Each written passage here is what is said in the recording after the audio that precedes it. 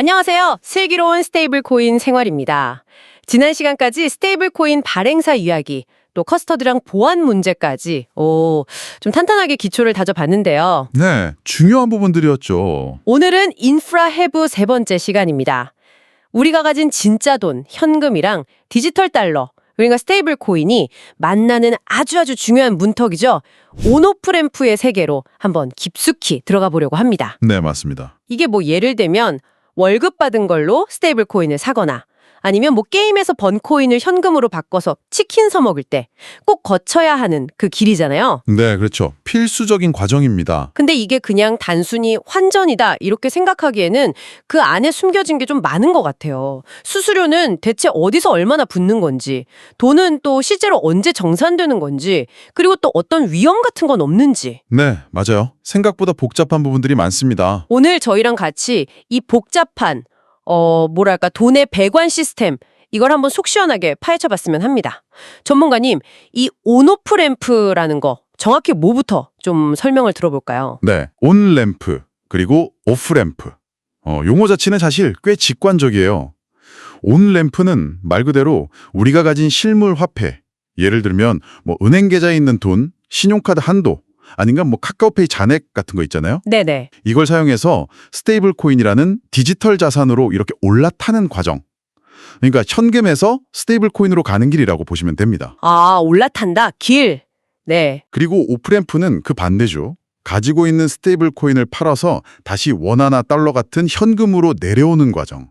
스테이블 코인에서 현금으로 돌아오는 길입니다. 내려온다. 네. 그러니까 스테이블 코인 생태계로 들어오고 나가는 일종의 출입구다. 이렇게 생각하시면 제일 쉬울 것 같아요. 아, 출입구군요. 들어오고 나가고. 근데 이 단순해 보이는 출입구를 운영하려면요. 기술적인 거 말고도 반드시 지켜야 할 핵심 조건들이 몇 가지 있습니다.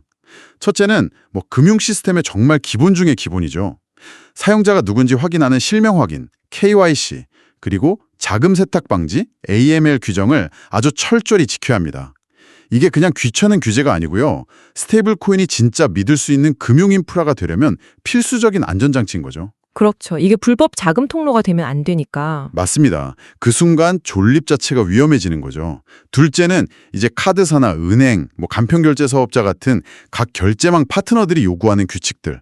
이걸 또 잘 따라야 하고요. 아, 파트너사 규칙도 중요하군요. 네. 마지막으로는 돈이 오가는 거니까 정산은 언제 되는지, 그 정산 주기, 그리고 환율은 어떻게 적용되고 수수료는 뭐가 있는지, 이런 수수료 구조, 이걸 명확하게 이해하고 관리하는 게 서비스의 성패를 가를 수도 있습니다. 아, 단순히 돈 바꾸는 게 아니라 신원 확인, 돈 세탁 방지, 결제망 규칙, 정산, 수수료 구조.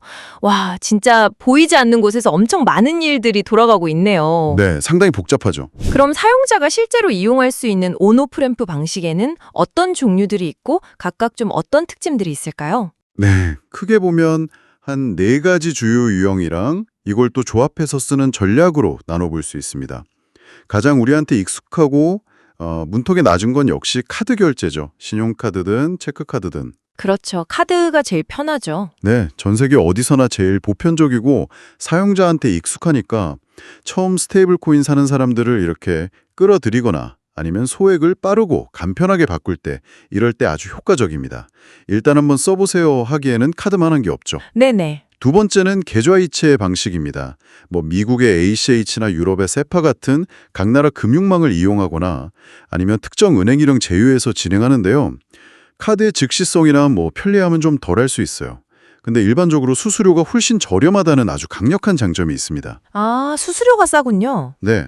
그래서 거래 금액이 좀 크거나 아니면 기업 간에 자금을 주고받거나 혹은 이제 비용에 좀 민감한 사용자들이 선호하는 방식입니다. 다만 이제 국가나 은행망에 따라서 정산까지 하루 이틀 길게는 그 이상 시간에 걸릴 수 있다는 점은 좀 생각해야 하고요. 시간이 좀 걸릴 수 있다. 네. 세 번째는 간편 결제 서비스나 전자지갑을 이용하는 겁니다.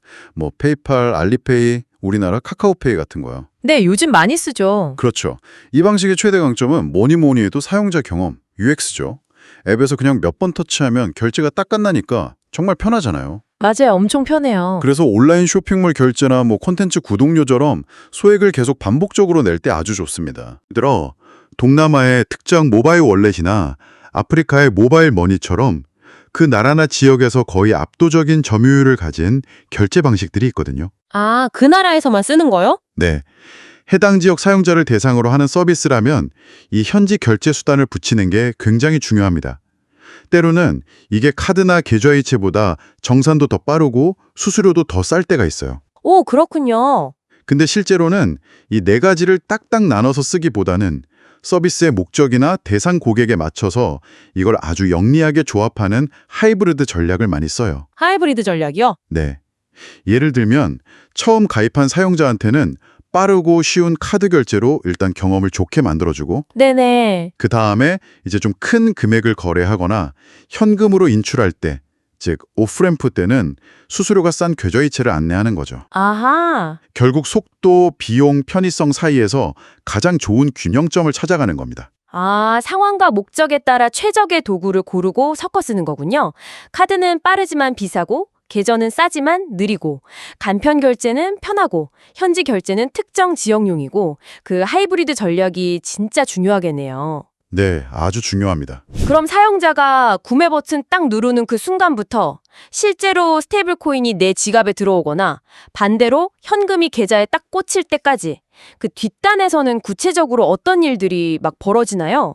혹시 이 과정에서 뭔가 예상치 못한 지연이나 문제가 생길 수 있는 그런 뭐랄까 병목 지점 같은 것도 있을까요? 네, 사용자는 그냥 클릭 한 번이지만 내부적으로는 여러 단계를 거칩니다. 우선 아까 말씀드린 KYC 정보나 거래 패턴 같은 걸 보고 위험 평가를 먼저 해요. 정상 사용자인지 혹시 의심스러운 점은 없는지 걸러내는 거죠. 네, 필터링.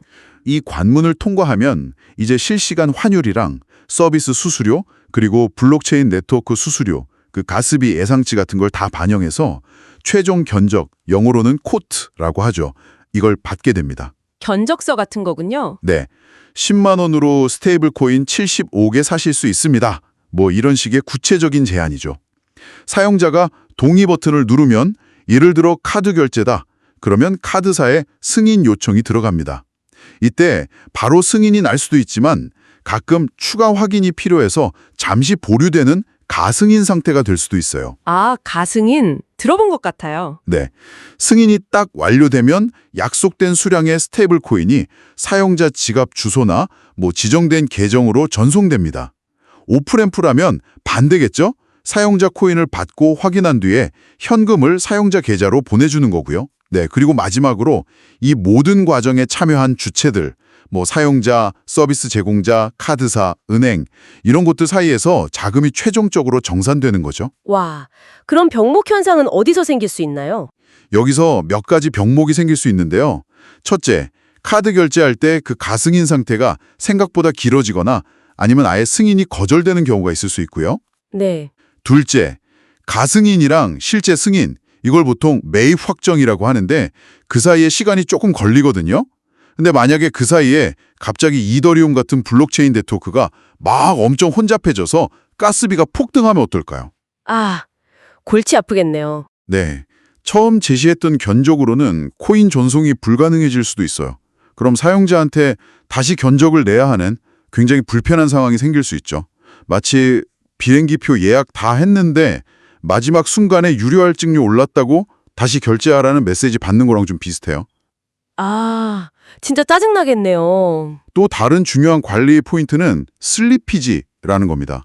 견적을 보고 오케이 하는 순간이랑 실제로 블록체인 위에서 거래가 딱 체결되는 순간 사이에는 아주 미세한 시간 차이가 있거든요. 네. 그 짧은 순간에도 스테이블 코인 가격이나 네트워크 수수료는 계속 변동할 수 있어요. 이 예상 못한 가격 변동 때문에 손실이 날 수 있는 위험, 이걸 관리하려고 대부분의 서비스에서는 한 30초에서 120초 정도는 견적 가격을 보장해주는 견적 잠금, 쿼트 록 기능을 제공합니다. 아, 그 시간 안에는 가격이 안 바뀐다. 네, 이 시간 안에만 거래 완료하면 처음 봤던 그 가격 그대로 진행해주는 거죠. 마치 마트에서 오늘만 이 가격 이렇게 딱지 붙여놓는 거랑 비슷하다고 볼 수 있겠네요. 다행이네요. 그런 게 있어서. 마지막으로 눈에는 잘 안 보이지만 지갑 주소 관리, 월렛 라우팅 이것도 아주 중요합니다. 사용자 개인 지갑, 서비스 업체가 잠깐 보관하는 지갑, 최종 정산을 위한 사업자 지갑 이런 여러 디지털 지갑들 사이에서 코인이 정확하고 안전하게 옮겨 다녀야 하거든요. 네. 여기서 주소를 잘못 쓰거나 시스템 오류가 나면 자금이 엉뚱한 데로 가거나 사라질 위험이 있어요. 디지털 세상에서는 이게 컨트롤 플러스 G, 되돌리기가 안 되는 경우가 많아서 더 치명적이죠. 와, 가승인 지연, 가스비 변동, 슬리피지, 지갑 주소 오류. 진짜 단계마다 함정이 많네요. 그 견적 잠금 기능 없으면 진짜 불안할 것 같아요. 그렇죠. 사용자 입장에선 필수적인 기능이죠. 그러면 이렇게 복잡한 과정 거치면서 드는 비용, 그러니까 수수료는 구체적으로 어떤 항목들로 되어 있고 또 최종적으로 내 돈이 정산되기까지는 보통 시간이 얼마나 걸리는 편인가요? 수수료는 이게 마치 양파 껍질 같아요. 여러 겹으로 쌓여 있다고 보시면 좀 쉬운데요. 아, 양파 껍질이요? 네. 가장 바깥에는 사용자가 선택한 결제 수단 자체의 수수료가 있습니다. 신용카드는 보통 한 2~3% 정도 수수료가 붙고요. 계좌이체는 그거보다 훨씬 싸거나 없는 경우도 있죠. 네. 그리고 만약에 원화로 결제해서 달러 연동 스테이블 코인을 산다. 그러면 그 과정에서 당연히 환전 수수료가 발생합니다. 은행에서 환전할 때 기준율이랑 실제 사고 파는 가격 다른 거랑 똑같아요. 여기에 추가로 서비스 제공자가 붙이는 스프레드, 일종의 마진이 더해질 수도 있고요. 아, 환전 수수료에 또 마진이 붙는군요. 네. 그리고 스테이블 코인을 내 지갑으로 옮길 때 그 해당 블록체인 네트워크를 이용하는 데 대한 통행료, 즉 가스비를 내야 합니다. 이더리움처럼 인기 있는 네트워크가 막 붐빌 때는 이 가스비가 정말 어마어마하게 비싸져서 가끔은 배보다 배꼽이 더 큰 경우도 생기죠. 가스비가 문제네요, 진짜. 네, 그렇죠. 마지막으로 이 모든 온오프 램프 기능을 편리하게 제공하는 플랫폼 자체의 이용 수수료가 또 추가될 수 있습니다. 이 모든 비용들이 다 합쳐져서 사용자가 최종적으로 내거나 받는 금액이 결정되는 구조입니다. 와, 카드 수수료, 환전 수수료, 스프레드, 가스비, 플랫폼 수수료. 겹겹이 쌓이는군요. 네. 그리고 정산 주기, 그러니까 실제로 돈이 오고 가는데 걸리는 시간은 어떤 결제 수단을 썼냐에 따라 크게 달라요. 카드 결제는 일반적으로 거래 승인일로부터 영업일 기준으로 하루에서 사흘, T+1, T+3 정도 뒤에 자금이 오고 갑니다. 하루에서 사흘. 반면에 계좌이체나 특정 국가의 현지 결제망은 당일 정산 T+0이 가능한 경우도 있고 또 며칠이 걸리는 경우도 있습니다. 이 부분은 이제 서비스 제공자랑 각 결제 파트너 사이에 어떻게 계약했는지에 따라 매우 달라져요. 아, 계약 조건마다 다르군요. 네. 환율 변동성이나 가스비 급등 같은 이런 예측하기 힘든 비용 증가는 아까 말씀드린 견적 잠금이나 아니면 사용자가 내는 최대 수수료에 상한선을 두는 수수료 상한, fee cap 설정 같은 걸로 어느 정도 관리합니다. 사용자한테 예측 가능성을 주는 게 서비스 신뢰도에 아주 중요하니까요. 네, 그렇죠. 예측이 가능해야죠. 그럼 어떻게 비용을 좀 최적화할 수 있을까? 몇 가지 전략이 있는데요. 만약 거래 금액이 크지 않고 속도가 중요하다. 그러면 약간의 수수료는 내더라도 카드나 간편 결제를 쓰는 게 사용자 경험 면에서는 더 나을 수 있어요. 네. 하지만 금액이 크거나 자주 거래한다면 시간이 조금 걸리더라도 계좌이체나 현지 결제망을 써서 수수료를 아끼는 게 더 현명하겠죠. 또 특정 블록체인 네트워크 가스비가 너무 비싸다. 그러면 네트워크가 좀 한산한 시간대를 노리거나 아예 가스비가 싼 다른 블록체인, 폴리곤, 솔라나, 트론 같은 곳 기반의 스테이블 코인을 쓰는 것도 방법입니다. 아, 다른 체인을 이용하는 방법도 있군요. 네. 그리고 예상 못한 가스비 폭등에 대비해서 나는 이 이상은 절대 안 내겠다 하는 최대 가스비 한도로 설정하는 것도 좋은 방어 전략이 될 수 있습니다. 정말 복잡한 비용 구조네요. 결제 수단 수수료, 환전 수수료, 가스비, 플랫폼 수수료. 최적화를 하려면 단순히 싼 것만 볼 게 아니라 거래 규모, 속도, 심지어 블록체인 상황, 시간대까지 다 봐야 하는 거네요. 네, 맞습니다. 고려할 게 많죠. 그런데 이런 금융거래, 특히 국경을 넘나들거나 새로운 디지털 자산을 다룰 때는 항상 사기나 분쟁 위험이 있지 않습니까? 온오프 램프 과정에서 특히 좀 조심해야 할 리스크는 어떤 것들이 있을까요? 정확하게 보셨습니다. 리스크 관리는 온오프 램프 서비스의 정말 핵심적인 과제 중 하나입니다. 특히 카드 결제를 받을 때 서비스 제공자 입장에서 가장 무서운 것 중 하나가 바로 차지백이에요. 차지백이요? 네. 카드 주인이 나 이런 거 산 적 없다 또는 물건에 문제 있다면서 카드사에 이의를 제기하고 결제 대금 환불을 요청하는 건데요. 일반 쇼핑몰이면 물건을 다시 받거나 배송을 멈추면 되는데 스테이블 코인은 한 번 보내면 블록체인 특성상 그 비가역성 때문에 되돌리기가 거의 불가능해요. 아, 돌려받을 수가 없군요. 네.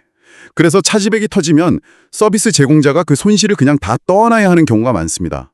이게 계속 쌓이면 사옥 자체가 위험해질 수 있죠. 와, 정말 무섭네요. 이 무시무시한 차지백 리스크를 줄이려고 서비스 제공자들이 다양한 방어막을 칩니다.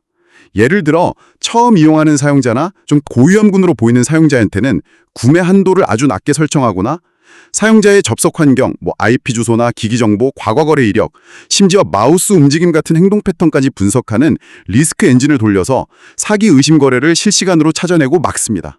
KYC 절차도 위험도에 따라서 요구하는 서류나 인증 단계를 다르게 하고요. 네네. 도난당한 신용카드 정보를 이용한 부정결제 시도, 이것도 끊이지 않는 문제죠. 이걸 막으려면 빠른 거래 처리 속도랑 철저한 보안 사이에서 정말 아슬아슬하게 줄타기를 해야 해요. 그렇죠. 너무 빡빡하게 하면 사용자가 불편하고. 맞아요. 너무 검증 절차를 까다롭게 하면 정상 사용자들의 불편에서 떠나가고 너무 느슨하게 하면 사기꾼들의 놀이터가 되니까요. 그래서 입으로 코인 전송을 몇 분 정도 늦추면서 그 사이에 추가 검증을 하는 지연 배송 같은 옵션을 두기도 하고 고액 거래나 좀 의심스러운 패턴이 보이면 SMS 인증, ARS 인증 같은 2단계 인증, 2FA를 추가로 요구하기도 합니다. 아, 일부러 지연시키는 방법도 있군요. 네, 반대로 오프램프, 즉 스테이블 코인을 현금으로 바꿀 때에는 각 국가별 금융 규제를 잘 지키는 게 정말 생명줄입니다. 하루나 한 달에 인출할 수 있는 금액 한도 제한, 반드시 본인 명의로 확인된 은행 계좌로만 출금하게 하는 규정, 거래로 번 돈에 대한 세금 신고 의무 고지 등등 국가마다 요구하는 게 다 달라요. 이걸 어기면 벌금은 물론이고 서비스 자체가 중단될 수도 있습니다. 규제 준수가 핵심이네요. 네, 마지막으로 자금 세탁 방지랑 테러 자금 조달 차단을 위해서 국제적으로 요구되는 트래블룰 준수도 필수입니다. 일정 금액 이상 가상자산이 오고 갈 때에는 보내는 사람, 받는 사람 신원 정보를 다 수집하고 기록하고 필요하면 다른 거래소나 규제 당국이랑 공유도 해야 하고요. 또 거래 상대방이 혹시 국제 제재 대상, 그러니까 블랙리스트에 올라 있는 사람이나 단체는 아닌지 확인하는 절차도 거쳐야 합니다. 와, 차지백, 부정거래, 국가별 규제, 트래블룰. 정말 빈틈없이 관리해야 할 리스크가 산더미네요. 특히 그 차지백 문제는 서비스 제공자한테 정말 큰 부담일 것 같아요. 이게 결국 사용자들이 카드로 스테이블 코인 살 때, 일반 물건 살 때처럼 막 자유롭지 못하게 만드는 그런 보이지 않는 장벽이 될 수도 있겠어요. 네, 정확한 지적이십니다. 차지백 리스크 때문에 많은 온램프 서비스들이 카드 결제 한도를 낮게 잡거나 아예 카드 결제를 지원하는 경우도 있어요. 일반 상품과는 다르게 회수가 안 되는 디지털 자산의 특성 때문이죠. 이게 어떻게 보면 스테이블 코인이 더 대중화되는 데 있어서 풀어야 할 숙제 중 하나이기도 합니다. 그렇군요. 이렇게 복잡하고 관리할 것도 많지만 그래도 잘 만들어진 온오프 램프는 정말 다양한 서비스의 핵심 엔진이 될 수도 있을 것 같아요. 구체적으로 어떤 사업 모델에서 이 온오프 램프가 어떻게 쓰일 수 있을지 좀 더 생생한 시나리오를 그려주실 수 있을까요? 네, 몇 가지 예를 들어 볼게요. 우선 글로벌 이커머스 플랫폼이나 온라인 게임 같은 걸 생각해 볼 수 있죠. 전 세계 사용자들이 자기 나라 돈으로 쉽게 결제하고 그 돈이 스테이블 코인으로 정산돼서 플랫폼 운영사나 게임 개발사한테 전달되는 거예요. 네. 이때는 카드나 간편 결제 중심의 온램프를 최대한 부드럽게 설계해서 결제 과정에서 사용자가 나가지 않도록 막는 게 중요하겠죠. 반대로 사용자가 게임에서 얻은 아이템 팔아서 번 스테이블 코인을 현금으로 바꿀 때는 각 나라 현지 사정에 맞는 다양한 오프램프 옵션을 제공해야 할 거고요. 아, 들어올 땐 쉽게 나갈 땐 다양하게. 그렇죠. 또 해외에 사는 근로자나 프리랜서를 위한 급여 정산 플랫폼도 좋은 예가 될 수 있습니다. 회사가 본사 돈으로 급여를 주면 이게 스테이블 코인으로 바뀌어서 전 세계에 흩어져 있는 직원이나 프리랜서한테 전달되고 이 사람들은 이걸 다시 자기 나라 돈으로 가장 싸고 빠르게 인출할 수 있도록 현지 은행 계좌 이체나 모바일 머니 연동 같은 오프램프를 강화하는 게 핵심 경쟁력이 될 겁니다. 기존의 비싸고 느린 해외 송금 시스템을 대체하는 거죠. 와, 이건 정말 유용하겠네요. 기업의 재무관리, 트레저리 매니지먼트 측면에서도 쓸 수 있어요. 여러 나라의 지사가 있는 다국적 기업이 각 나라 돈으로 들어온 매출을 스테이블 코인으로 통합 관리해서 환 리스크를 줄이고 자금 운영 효율성을 높이는 시나리오죠.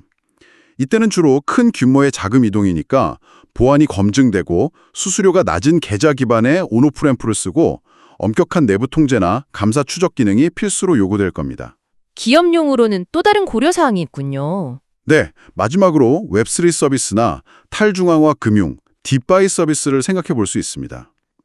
아직 암호화폐나 블록체인 지갑 사용에 익숙하지 않은 사용자들이 많잖아요. 네, 그렇죠. 어렵죠. 그래서 온램프 경험을 정말 극도로 단순화하는 게 중요합니다. 예를 들어서 서비스 가입하면 자동으로 개인 지갑을 만들어주고 초기 스테이블 코인 구매를 위한 신용카드나 간편결제 옥상을 앱 안에서 바로 제공하고 골치 아픈 가스비 문제를 서비스 제공자가 대신 내주는 이걸 가스 스폰서십이라고 하는데 이런 노력들이 필요합니다. 사용자가 이거 어렵다 느끼는 순간 그냥 나가버리거든요. 아, 사용자 경험이 정말 중요하군요. 웹3에서는 특히. 네, 매우 중요합니다. 와, 정말 다양한 활용 사례가 있네요. 단순히 돈 바꾸는 기능을 넘어서 글로벌 커머스, 급여 정산, 기업 재무, 웹3 서비스의 사용자 경험까지 좌우하는 핵심 인프라라는 게 확 느껴집니다. 각 서비스의 성격이랑 목표 고객에 따라서 필요한 온오프램프 설계가 완전히 달라져야 한다는 말씀이시네요. 네, 그렇습니다. 그렇다면 만약에 제가 지금 새로운 서비스를 기획하면서 어떤 온오프램프 전략을 써야 할까? 이걸 결정해야 한다면 어떤 기준들을 가지고 판단하는 게 좋을까요? 아주 현실적인 질문이신데요. 복잡하게 생각할 거 없이 딱 다음 5가지 핵심 질문에 답해보면서 최적의 조합을 찾아가는 게 좋습니다. 마치 건강검진 체크리스트처럼요. 오, 체크리스트요? 네. 첫째, 주요 거래건당 금액, 티켓 사이즈는 얼마인가? 10,000원짜리 소액 결제가 대부분인지 아니면 수백, 수천만 원 단위의 큰 거래가 중심인지. 소액이 많으면 카드나 간편 결제의 편의성이 중요하고 고액이면 계좌 기반의 낮은 수수료가 더 중요할 수 있겠죠. 네, 금액 규모. 둘째, 거래 빈도는 얼마나 잦은가? 사용자가 매일 매주 쓰는 서비스인지 아니면 1년에 한두 번 쓰는 서비스인지. 빈도가 높으면 작은 수수료 차이도 쌓이면 클릴까? 비용 효율성이 중요해지고 UX의 편리함도 반복 사용에 영향을 미치겠죠. 빈도. 네. 셋째, 주요 서비스 대상 지역은 어디인가? 국내 사용자가 중심인지, 특정 해외 국가인지, 아니면 전 세계인지. 대상 지역에 따라 선호하는 결제 수단, 현지 결제망 포함해서요. 그리고 규제 환경이 완전히 다르니까 여기에 맞는 램프를 갖추는 게 필수입니다. 서비스 지역. 중요하네요. 넷째, 속도와 비용 중 무엇이 더 중요한가? 사용자가 1초라도 빨리 결과를 원하는 서비스인가? 예를 들어 실시간 거래 같은 거요. 아니면 하루 이틀 정도는 기다릴 수 있지만 비용을 아끼는 걸 더 선호하는가? 이 질문에 대한 답이 카드 간편 결제랑 계좌이체 사이의 비중을 결정하는 데 큰 영향을 줍니다. 속도냐, 비용이냐. 다섯째, 우리가 감수할 수 있는 리스크 수준은 어느 정도인가? 특히 아까 말씀드린 차지백 같은 사기 거래 위험을 얼마나 떠안을 수 있는가? 리스크에 민감하다면 카드 결제 비중을 줄이거나 더 강력한 KYC나 FDS, 즉 부정거래 탐지 시스템을 도입해야 합니다. 리스크 감수 수준. 네. 이 5가지 질문, 거래 규모, 빈도, 지역, 속도 대 비용, 리스크 허용도, 여기에 대해서 답을 정리하고 각 온오프램프 방식, 카드, 계좌, 간편결제, 현지망의 장단점을 이 기준들에 비춰서 평가하는 표를 한번 만들어보면 우리 서비스에 가장 잘 맞는 램프 전략이 뭔지 훨씬 명확하게 파악하고 팀원들하고도 효과적으로 논의할 수 있을 겁니다. 와, 티켓 사이즈, 빈도, 지역, 속도 대 비용, 리스크 허용도 이 5가지 기준으로 우리 서비스 특성을 진단하고 각 램프 옵션들 점수를 매겨보는 방식, 정말 복잡하게 얽힌 문제들을 좀 체계적으로 풀어갈 수 있는 좋은 틀인 것 같습니다. 네, 도움이 되실 겁니다. 오늘 현금과 스테이블 코인 세계를 잇는 다리, 온오프 램프에 대해서 정말 깊고 넓게 파헤쳐봤습니다. 결국 사용자의 편리함, 그러니까 속도나 UX, 그리고 실제 들어가는 돈, 수수료나 비용, 그리고 또 각종 위험, 사기나 규제 같은 것들 사이에서 각 서비스 상황에 맞는 최적의 균형점을 찾아나가는 그런 여정이군요. 네, 정확히 요약해 주셨네요. 다음 4화에서는요. 이렇게 온오프 램프를 통해 들어온 스테이블 코인이 실제로 이동하는 고속도로라고 할 수 있죠. 체인 레일에 대해서 이야기 나눠볼 예정입니다. 이더리움의 다양한 레이어 2 솔루션들부터 시작해서 솔라나, 트론 같은 경쟁 체인들까지 과연 어떤 블록체인이 결제 인프라로서 더 나은 선택지일지 그 장단점을 속속들이 비교 분석해 보겠습니다. 벌써부터 흥미진진하네요. 네, 다음 주제도 아주 중요하죠. 저희는 슬기로운 스테이블 코인 생활입니다. 돈이 흐르는 길에 숨겨진 이야기 저희와 함께 끝까지 탐험해 주시길 바랍니다. 구독과 알림 설정은 저희에게 정말 큰 힘이 됩니다.